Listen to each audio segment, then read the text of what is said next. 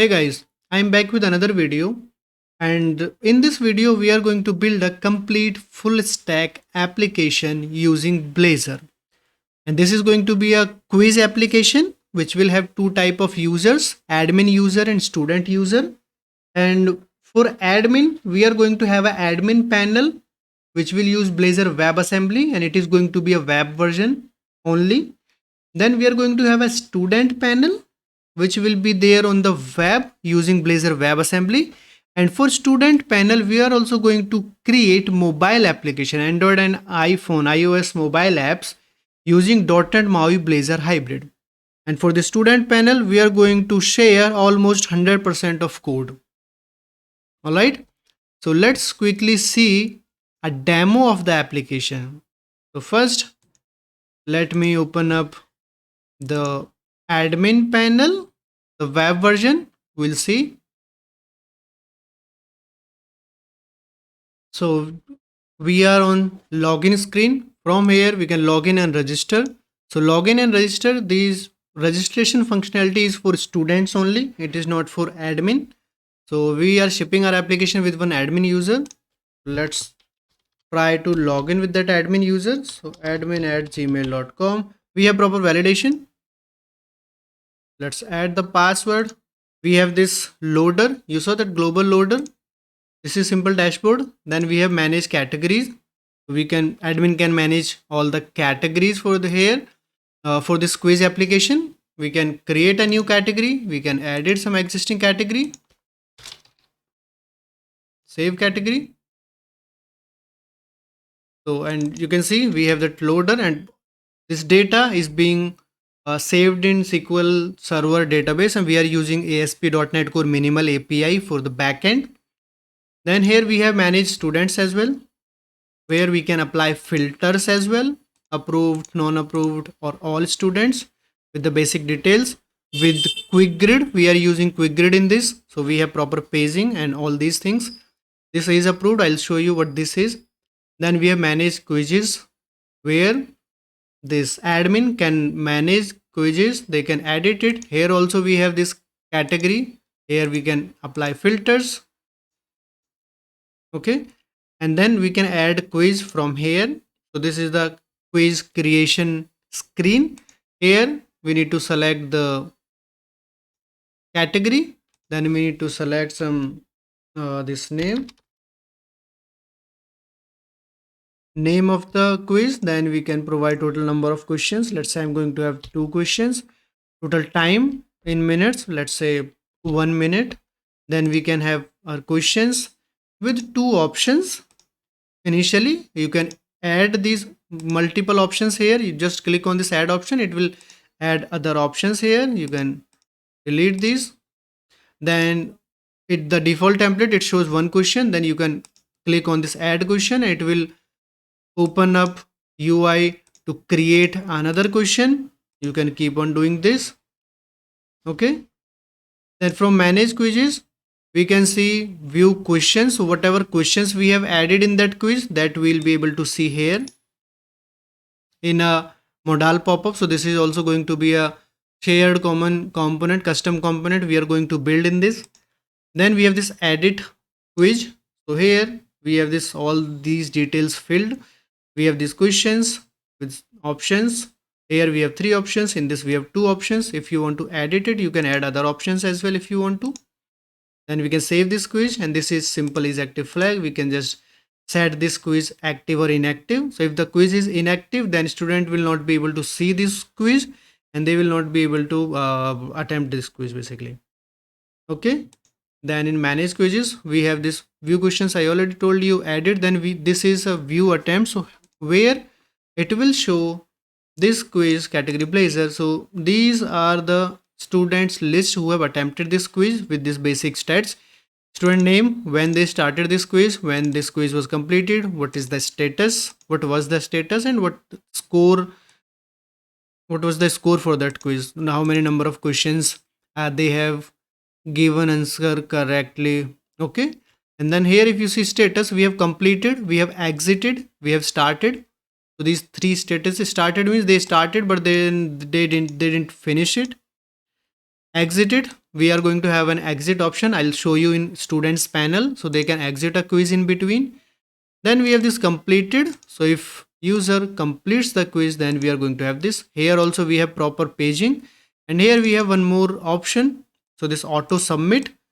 So we have the timer, right? If you see, we have this total time in minutes. So if user is on that screen, they are giving the quiz and then time elapsed. So in that case, quiz automatically gets submitted. So there is this auto submit functionality also, that is also we are going to build. Okay. So now let's log out from here and let's log in with student panel, with student account. So before that, I want to show you, let's say I am creating a new user account. So Abhay at yt.com, just any random thing, some password, invalid username, this does not exist. Okay, we'll register it with. So here let's say Abhay, some email, then phone number, then password, and if I register here, so we have this nice modal pop-up. Again, this is also going to be a custom component, reusable component. We are going to build multiple reusable custom controls components. So here it says success, your account has been created successfully. You will be able to log in once admin approves your account. So before that, we will not be able to log in. Let's try. If I do this, if I log in with this account, they say your account is not approved. How this account is going to be approved? From admin side, they will approve this account. So you see here we have this manage students. Now here we have this new user with these basic details. Here this is the is approved flag. So if we approve this user, then this user will be able to log in. Now if we put the password, then we logged in. Okay. Now let's log out from this user, and I already have that one user which has a lot of data. Then we'll see inside this. So this is the main student homepage. Here if you see at the right left section, we are using these proper authorization. Here for admin there were multiple options. For student there are only these two options, and one option is starting a quiz. So here on homepage it will show all the active quizzes. Then from here they can filter out the quiz on the basis of these categories. Okay, then this is the basic stats of that category. The category is that test, that quiz. So category is Blazor, number of questions, total time, this is the name of the quiz, and we can start a quiz from here. Then we have this confirmation if you want to start it actually. So this confirm dialog, this is also we are going to build custom reusable. Then if you press OK, here we have this quiz screen. Okay, there is nothing on this screen, no top bar, no left bar, because this is how it should be. From here we should either complete the quiz or exit the quiz. Okay, so if we press exit, it asks us to confirm that if we really want to exit the quiz, so we can close it. And here on this side, if you see, we have this proper timer. This is the total time, and this is this. If we try to refresh or go back or close this, then this test will be in that started phase. It will not have anything else. Now if we save and next, we can see please select an option. So we need to select some option. Does Blazor server use signal R? Yes. Let's save and next. Then on the last question, it will not show save and next option. It will show submit quiz option, because this is the last option. From here, if we submit this quiz, again we need to select some option. Is Blazor a JS framework? No. Submit this quiz. So it got submitted. We have this confirmation. And if we press OK now, it will redirect us to my quizzes page, where we can see list of all the attempts we have done. Okay. So here also we are using this quick grid. You can add more paging and maybe make this design more beautiful, but for the basic test case, it is fine. So this first one, this quiz is completed with score of 2. There were 2 questions and I have given both of the answers correctly. Okay, now let me show you one more thing. I'll go to admin, and from admin side, I'll go to manage quizzes. I'll edit this quiz, and here total time, let me make it 1 minute. I'll save this, then I log out. Then I'm going to again log in with the test user student account basically. And if I log in, start this quiz again. Okay, here you see. So there is this condition, if the time goes less than 1 minute, it shows in red color.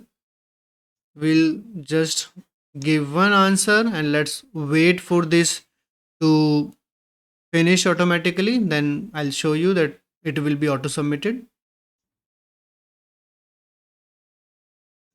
So 6, 5, 4, 3, 2, 1 and 0. And when it is 0, the quiz got auto submitted. There was that loader, but because this call was very quick, so it didn't show that loader. After submitting, auto submitting the quiz, we can see quiz submitted. And this, if we press OK, now this first record, it shows auto submitted because the status of this quiz was auto submitted. It got auto submitted. Okay. All right. So this is web panel for admin and student. Now let's see how the mobile app looks. Okay, so we can test it in on emulator, or maybe let me start this on my physical Android device. So I have connected my local device, and I'm going to start it on my local Android device. Okay, let me clean this and start this. All right, so now application is open on my device. So you can see this is the main login screen. Here also we can go to register page. Then I mentioned that the admin account, those are, so admin panel is not there on mobile app. We didn't build that, so it was easy, but I wanted to show you that we can have these different type of use cases. So here if we try to log in with admin account, if I say admin.gmail.com and put the correct password, it is saying login, incorrect username, logging in, and here we have this device native alert, access denied, admins are not allowed to use this mobile app. Okay, then it will go back to login page again. Here now let's try to log in with the student account.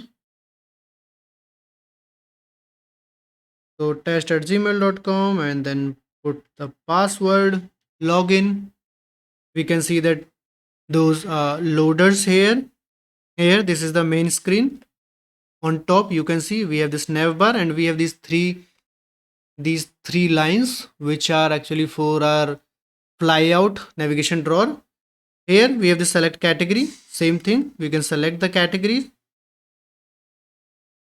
Okay, then we can start the quiz. Before that, let me show you the flyout. So we have this flyout section where we have custom header, custom footer, and then these things. So this left section, now I'm trying to access my quizzes. Okay, here we have this quick grid and then paging on the bottom. We can do paging here. And this left flyout section, this is, we have built this in Blazor hybrid only. This is not .NET MAUI's that app shell or anything like that. So we build it customly. Alright, let's go back to home. And here we have the start quiz.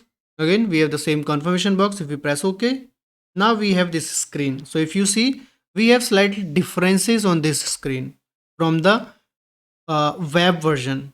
On web, we didn't have this header like this. And on web, these buttons, these exit, test and save and next, these were with these options only. But on mobile, these are at the very bottom. So we did a small tweak to make it look good on mobile devices.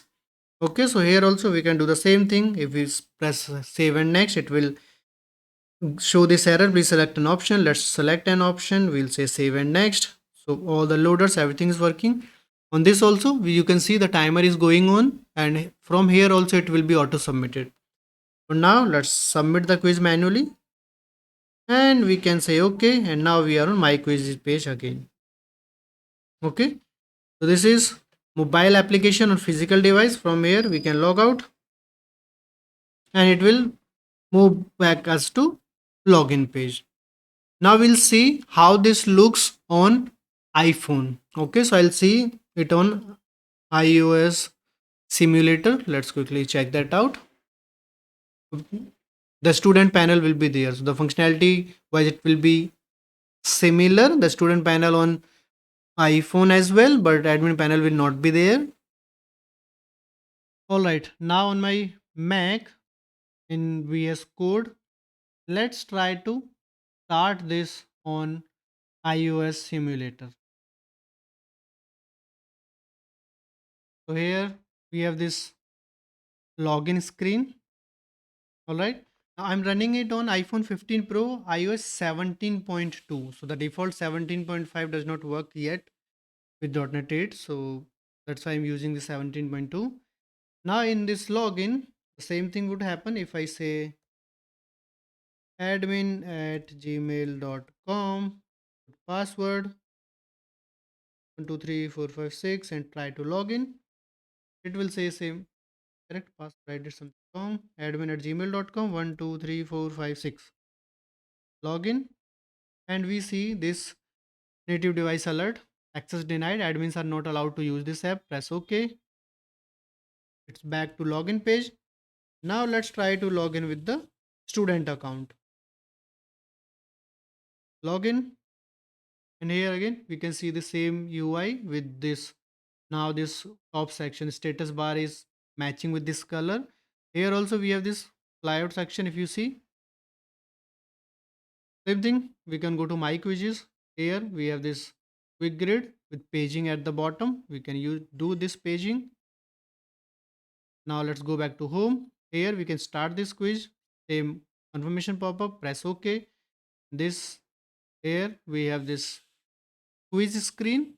Timer is going on in red color. And do this. Save and next. Now this is the last question. That's why it shows submit quiz. We'll submit this quiz. And we have this alert. Press OK. We are back to my quizzes page. Alright. Then we can simply go to home. This category filter is there. Alright. So this is the complete demo of the application admin panel using Blazor WebAssembly for the web, then student panel using WebAssembly for web browser and for .NET MAUI Blazor hybrid for Android and iOS.